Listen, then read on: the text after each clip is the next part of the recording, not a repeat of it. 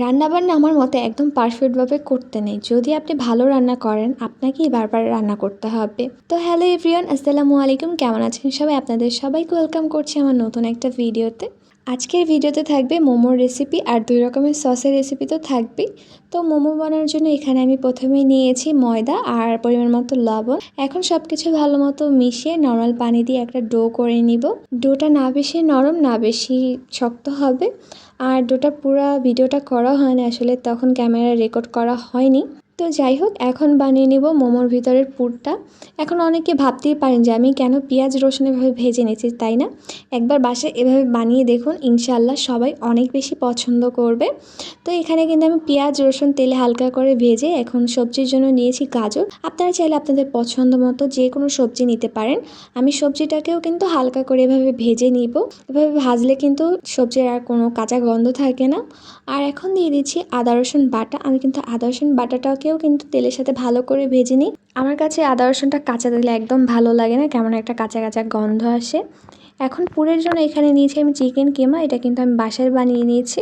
আর এখানে কাঁচা পেঁয়াজটাও দিয়েছি আর দিয়েছি ঝালের জন্য কাঁচা মরিচ।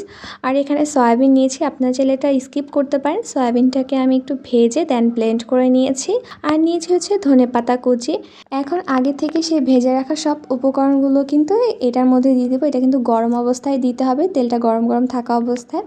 এখন দিয়ে দিচ্ছি একটু চাট মশলা আর দিয়েছি গোলমরিচের গুঁড়া। আপনারা কিন্তু চাইলে চাট মশলাটা স্কিপ করতে পারেন। আর এখানে দিয়ে দিচ্ছি 1.5 টেবিল চামচ সয়া সস। এখন কিন্তু সব কিছু একসাথে ভালো মতো চটকে মিশিয়ে নিতে হবে, যাতে মশলাটা পুরো চিকেনের গায়ে লেগে যায়। যত ভালো করে মাখাবেন ততই কিন্তু ভালো লাগবে। এখানে দেখুন তেলের পরিমাণটা একটু বেশি হয়ে গেছে। তো যাই হোক, এটাকে রেস্টে রেখে এখন আমি সসটা বানিয়ে নেব। সস বলতে এখানে আমি চিলি অয়েল বানিয়েছি। চিলি অয়েল বানানোর জন্য এখানে নিয়েছি আমি চিলি ফ্লেক্স, লাল মরিচের গুঁড়া আর নিয়েছি সাদা তিল। এখন সয়াবিন তেল ভালো মতো গরম করে গরম গরম অবস্থায় ঢেলে দিলে হয়ে যাবে চিলি অয়েল। এখন বানাবো গ্রিন সস। গ্রিন সস বানানোর জন্য এখানে নিয়েছি ধনিয়া পাতা, তোমরা চাইলে কিন্তু এখানে পুদিনা পাতাও অ্যাড করতে পারো। আর নিয়েছি ঝালের জন্য একটা কাঁচামরিচ আর নিয়েছি টক দই। আর দিলাম 1 টেবিল চামচ চিনি আর সামান্য পরিমাণে বিট লবণ। সব কিছু একসাথে ব্লেন্ডার করে নিলে হয়ে যাবে গ্রিন সস। এখন চলো আবার মোমোতে ফিরে যাওয়া যাক। মোমো বানানোর জন্য এখানে আমি বানিয়ে নিয়েছি একটা রুটি। সেই ডোটা দিয়ে আর দিয়ে দিলাম ভিতরে এই পুরটা। এখন হচ্ছে গিয়ে মোমো শেপ দেওয়ার পালা। আমি কিন্তু ভালো মোমো শেপ দিতে একদমই পারি না, তো আমার কাছে যে মোমো শেপটা একদম সহজ মনে হয় আমি সেটাই বানিয়ে নিচ্ছি। তোমরা কিন্তু চাইলে তোমাদের পছন্দ মতো মোমো শেপ দিয়ে নিতে পারো। আমার কাছে সব থেকে এই মোমো শেপটা একদম সহজ মনে হয়, তো আমি এভাবেই সব মোমোগুলো বানিয়ে নিলাম। তো মোমোগুলো বানানোর পর এখন মোমোগুলো সিদ্ধ করার পালা। যেহেতু আমার কাছে স্টিমার নাই, তাই আমি প্লাস্টিকের ঝুড়িটার মধ্যেই সিদ্ধ করে নিচ্ছি। এটার মধ্যে কিন্তু খুব ভালো সিদ্ধ হয়। যাদের বাসায় আমার মতো স্টিমার নাই, তোমরাও কিন্তু চাইলে এভাবে সিদ্ধ করতে পারো।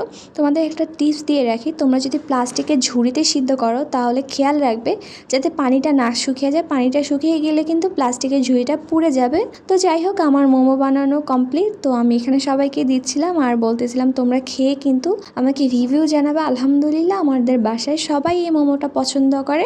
তার জন্য কিন্তু আমাকে এই মোমোটা বারবার বানাতে হয়। তার জন্য আমি প্রথমে বলেছিলাম তোমরা কখনো ভালো রান্না করবা না। তো যাই হোক, মোমো সবাইকে দেওয়ার পর এখানে আমি একটু টেস্ট করতেছিলাম। তো তোমরাও কিন্তু চাইলে পাবে বাসায় একদিন মোমো বানাতে পারো। তো আজকের রেসিপিটি তোমাদের যদি ভালো লেগে থাকে তাহলে কমেন্টে জানিও।